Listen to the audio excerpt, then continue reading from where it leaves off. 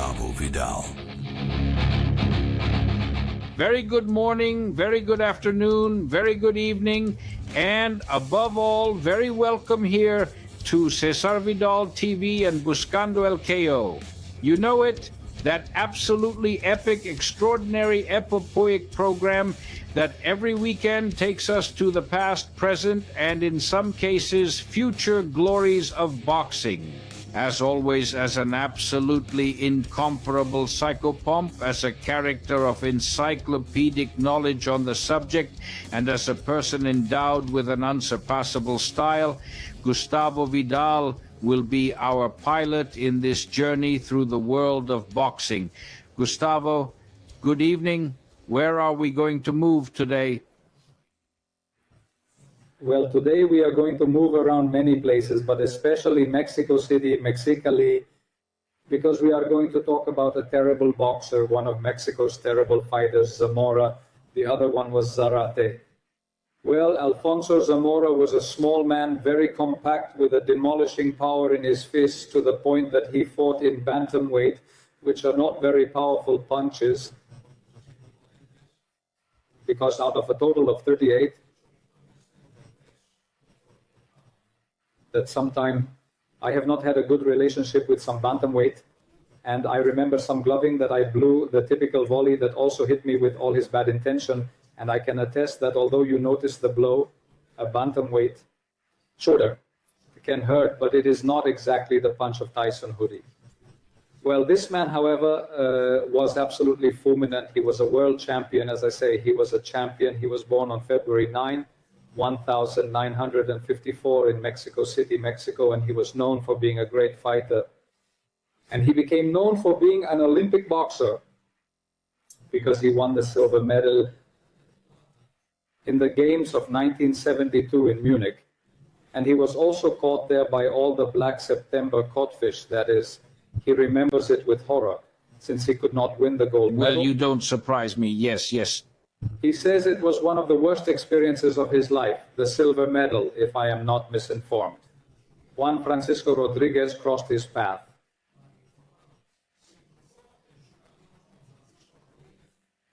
Maybe Juan Francisco Rodriguez would have won it, I don't know. He was a great amateur boxer. But in the third round, Zamora caught him, and although Juan Francisco Rodriguez did not go to the count of 10, but he could not think of anything else while the referee was counting. Then to bend down again to pick up the mouth guard again, and the referee kept counting to the count of 10. It was a bit of a scandalous issue, but in this way, Alfonso Zamora went through to the final. Who would lose to one of those professional Cubans who were actually Fidel Castro's boxers. But this man, I tell you, would be a silver medalist and world champion.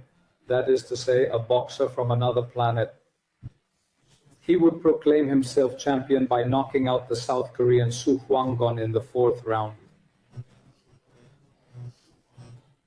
In the fourth round, and then he would make 5 victorious defenses, which is not strange at all until he made more. He is a good man who, as you can imagine, from very humble origins, he was in a housing unit in the plaza of the 3 cultures there in his area. When he was 12 years old, he had to abandon his studies and began to wander around the surrounding neighborhoods. The surrounding neighborhoods, the corridors of Tlalepolco, where he had a lot of contact with drugs, delinquency, vices, etc. As he said, I fell into drugs and gangs since I was a child. I was a thief. I hung out with drug traffickers since I was a kid. The environment I grew up in pulled me in, got me involved, and without boxing I wouldn't have signed up. I would have gone through what everyone who falls into this environment goes through. You get killed or you go to jail or both. Well, he would remember this for quite some time, although it is true that he had quite a lot of drug use. Despite his family's support, he had to find a job and utilize his father's connections to secure employment.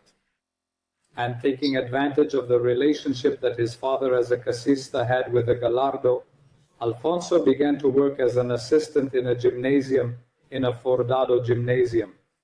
And there he discovered his talent. It was something that was immediately noticed when he put on some gloves, the agility, the reflexes, the punch. But well, I think that the best thing for us to appreciate this, because it is, then it's worth it, is to watch. We're only going to see 2 or 3 minutes of highlights, but we're going to see this boxer, small in size, but who hits from curved, who hits straight. He was a boxer because he was almost a 90% winning boxer. And that in lightning weight, let's see. Yes, let's see. The world champion, Alfonso Zamora.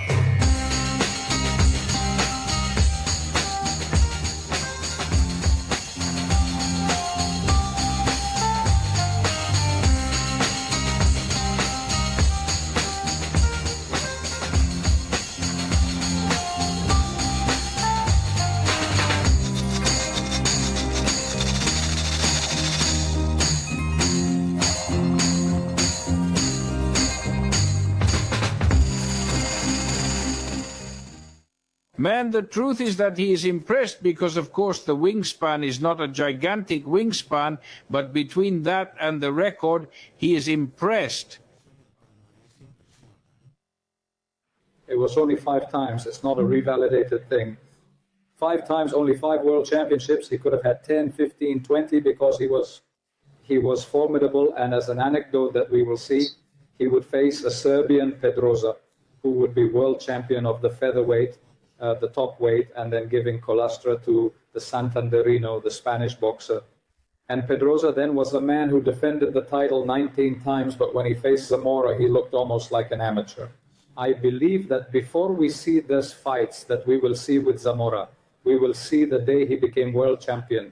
We will see a great fight against Socrates. All of this commented in Spanish.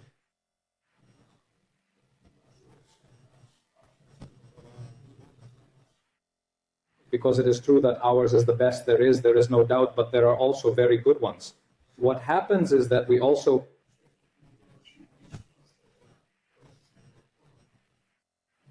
put, but well, there are also very good ones, and the ones we reproduce here are also very good.